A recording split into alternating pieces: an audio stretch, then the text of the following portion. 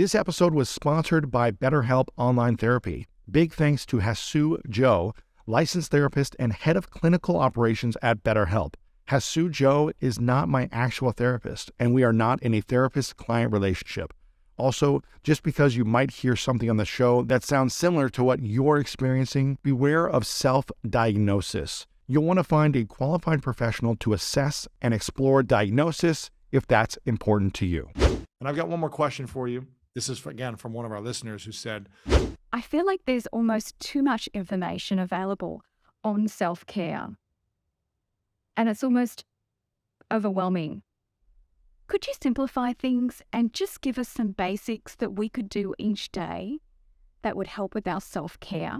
What would you say as a licensed therapist and professional in this field that works really well? Some basics. I'll just say this question is speaking my language. In this day and age, it is very overwhelming. There's thousands of ads that we get everywhere for this wellness product and that. And that's not to say that all that stuff shouldn't be here. There's a lot of helpful stuff that have come onto the market that's really great. But when we want to simplify and get to the basics of what self-care is, you want to remember that sometimes self-care is not indulgent stuff that makes us feel good all the time right in that moment. A really good example of this is exercise and regular movement. A lot of people don't really want to get up and work out all the time, let alone a few times a week, or, the recommended 7,000, 10,000 steps a day, 30 minutes of cardio 3 times a week, like whatever it is. Sometimes people just don't want to do that. But this is a great example of self-care looking like going out of your way to prioritize your wellness.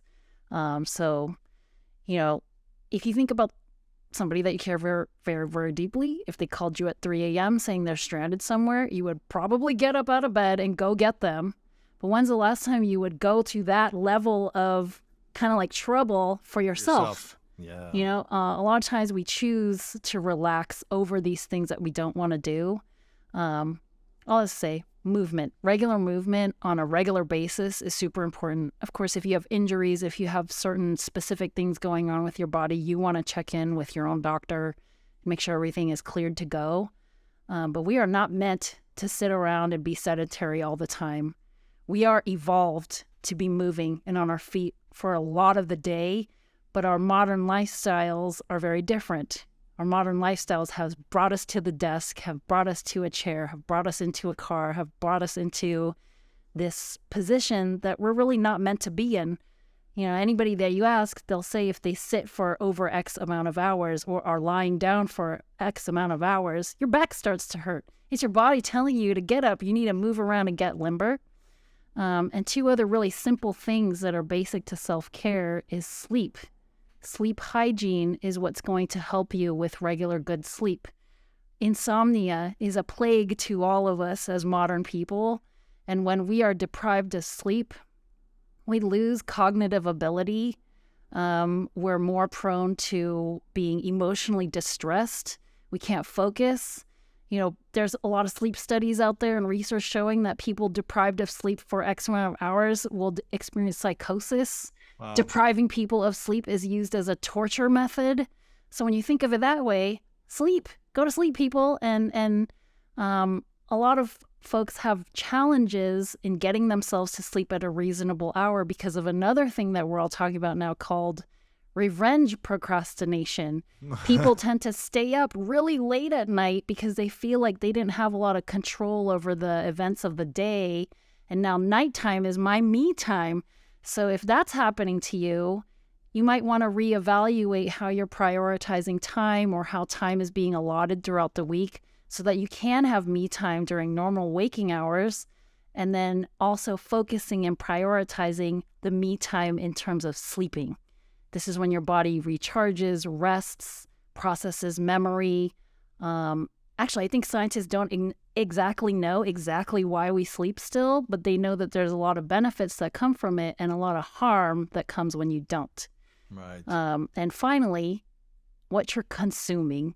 I'm very much talking about what you eat, but really I see it as what you're consuming everywhere. Anything that you're putting as input into your body Garbage in, garbage out. So get in some good, nutritious, whole things that are nourishing to your body's needs.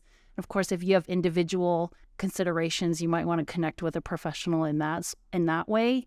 But if you're consuming good stuff, then good stuff will come out, right? If you're consuming bad stuff, that's what you're going to, I think, bring into the universe too. Yeah, and what you look at, what you hear, those things are how you consume as well. What you're watching. Yeah, media, content out there. There's so much of it. A lot of good stuff and a lot of stuff that like sometimes is questionable to allow yourself to continue taking in. Some of these things can be really, really interesting, but it might be harmful to you. So you want to just keep in check like how you're feeling in terms of your emotional reaction to the stuff that you're consuming. Social media is a really interesting example. People love this stuff. They're addicted to doom scrolling. The fact that we call it doom scrolling, I think is really telling to what it is that we're doing. So if you're finding yourself using social media to numb out other stuff, then it's probably no longer a benefit to your life. That's it. This has been powerful. I'm so glad that have shared so much with us today. Again, I'm grateful for you, for your years of expertise and the answers that you shared with everyone here asking these questions.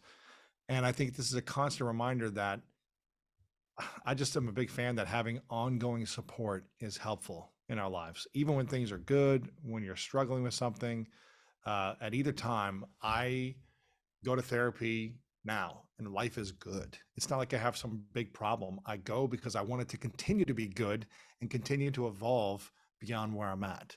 So it's one of the reasons why I go. But I also went when I was in massive breakdown and going through a breakup and struggling and trying to figure out like, why is this happening? And what do I need to look at within myself that's causing this pain? And how do I mend and heal the memories of the past and create new meaning?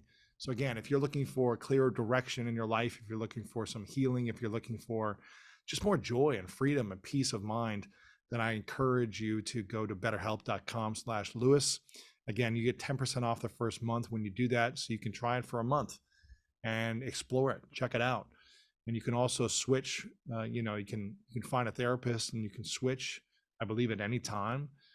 So if you're feeling like, maybe this isn't working for me, let me try someone different, you can do that as well over at BetterHelp. They've got, again, online support. So if you have any questions, you can ask them questions right on the website. Again, betterhelp.com/Lewis. Is there any final thoughts that you have before we wrap up?